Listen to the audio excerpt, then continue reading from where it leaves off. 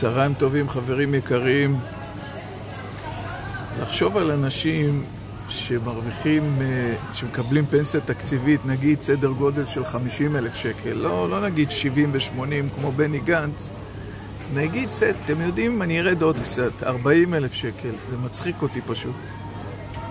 איך אחד כזה שיושב בבית וכל חודש מקבל 40,000? אתם יודעים מה? 30,000. נעשה הנחה. אחד שמקבל 30,000 שקל, יושב 20 שנה בבית, כל חודש מקבל 30,000 שקל. איזה התנסות תהיה לו ברחוב על האנשים?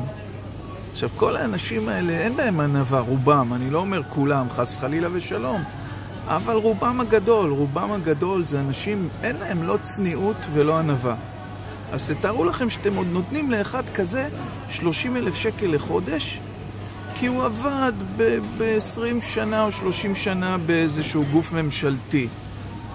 אוי לי ואבוי לי, אפשר לחשוב, צילי וגילי, ישנם אנשים שעובדים במגזר הפרטי 40 שנה ומקבלים 3,000 שקל פנסיה.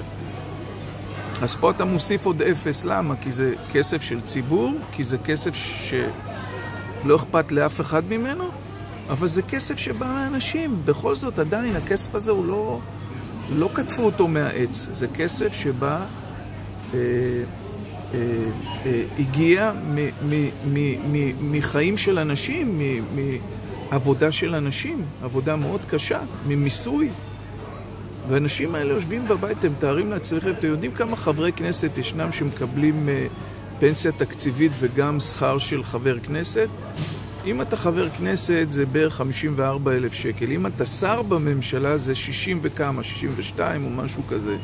זה יותר מחבר כנסת סתם אחד שיושב ואין לו תיק או אין לו פעילות יומיומית בעלת אחריות.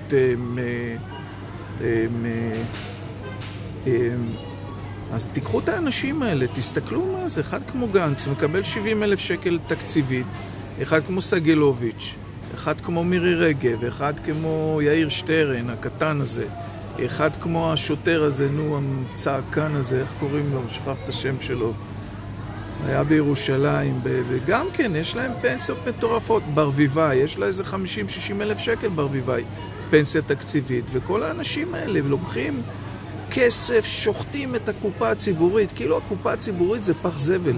אין להם כבוד לכסף של המדינה, האנשים האלה. אין להם כבוד, אין להם שום תודה. פעם שמעתם מישהו אומר תודה רבה? מישהו פעם, איזה בני גנץ אחד כזה יצא ואמר, אזרחים יקרים, אני כל כך הרבה קיבלתי ממכם, קיבלתי והענקתם לי כל כך הרבה, אני מודה לכם? ממש לא, בדיוק ההפך. כל הזמן תלונות, ואנחנו לא בסדר, האזרחים, צריכים להחליף את האזרחים. חתיכת כלום. אם היית במדינה אחרת, היית מקבל את מה שאתה מקבל כאן? אתה היית מקבל מה שאתה מקבל כאן? לך תסתכל במדינות אחרות. לך תראה אם מותר כפל משכורות. לך תסתכל. תראה אם אפשר לקבל פעמיים משכורת.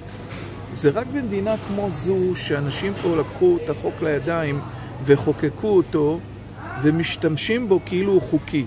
זה חוק לא חוקי. זה חוק שעשו קומבינה ובנו יצרו אותו, ואנשים כמוך, אנשים מושחתים, עלובים כמוך וכמותכם נהנים ממנו. אבל בתכל'ס זה חוק לא חוקי. זה חוק לא חוקי. אין, כמו בג"ץ אומר, זה לא חוקי להעביר את הרפורמה, אז זה פי 100, פי 1,000 יותר גרוע. משום שזה אנשים שהיו שם במערכת הביטחון ומשרד האוצר, משרד האוצר ומערכת הביטחון, שיצרו לעצמם את המשכורת הזאת. המשכורת הפושעת הזאת, שחייבים לעצור אותה מהר, כמה שיותר מהר. וזה חשוב מאוד, מאוד חשוב לפרצוף של המדינה שלנו, פרצוף של האזרחים כאן, שלנו, האזרחים. תודה רבה לכם.